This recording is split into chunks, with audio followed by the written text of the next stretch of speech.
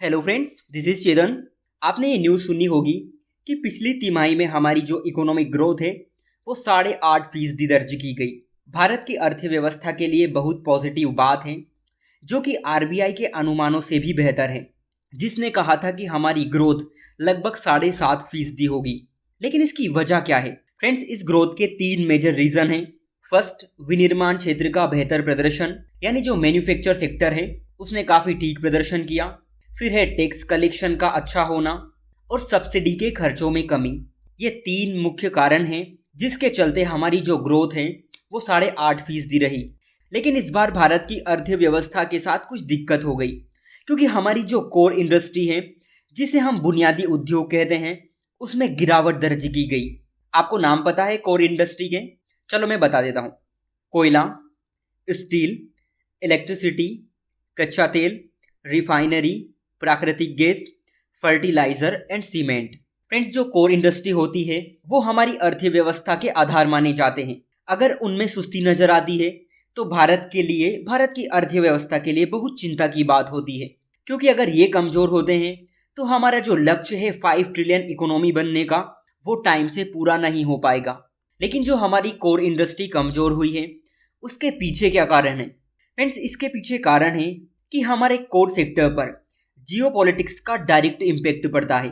कुछ समय पहले भारत की अर्थव्यवस्था ने महामारी का प्रकोप झेला और हुआ ये था कि सप्लाई चेन पूरी तरह बाधित हो गई थी। फिर रशिया यूक्रेन वॉर के चलते फर्टिलाइजर जैसी चीजों की सप्लाई पर इम्पैक्ट पड़ा, और अभी इजराइल हमास संघर्ष ने हमारे एक्सपोर्ट इंपोर्ट और जो कच्चा तेल है जिसे हम आयात करते हैं उस पर काफी प्रभाव डाला। और जब इस तरह के ऑब्स्टेकल हमारे सामने आते हैं तो हमारी अर्थव्यवस्था के बुनियादी उद्योग इससे बहुत ज्यादा प्रभावित होते हैं। इसी के साथ हमारा एफडीआई, जिसे हम प्रत्यक्ष विदेशी निवेश कहते हैं, वो भी 13% घट गया, जो हमारी अर्थव्यवस्था के लिए अच्छा संकेत नहीं है।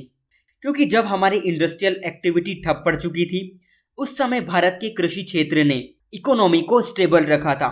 ऐसे में अगर एफडीआई कम होता है तो फिर से अर्थव्यवस्था का बोझ हमारे एग्रीकल्चर सेक्टर पर आ जाएगा। हालांकि सरकार सारे संभव प्रयास कर रही है, लेकिन फिर भी हमारी कोर इंडस्ट्री की ग्रोथ एंड एफडीआई एक बड़ी चिंता बन के उभरी है।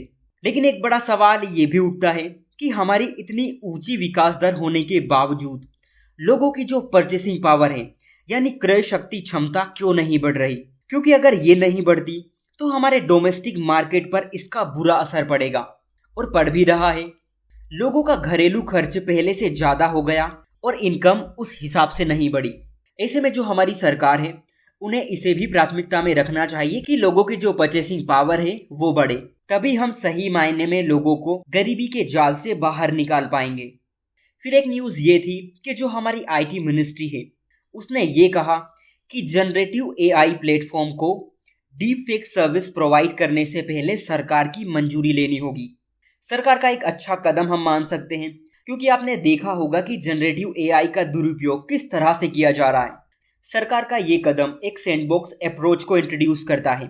इसका मतलब यहाँ पर यह है कि प्लेटफॉर्म को अब गैरकानूनी कंटेंट्स के लिए रिस्पॉन्सिबिलिटी लेनी होगी।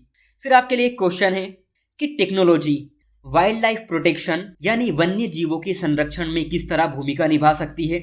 आप इसकी राइटिंग जरूर कीजिएगा। सो आज के लिए इतना ही। Thank you.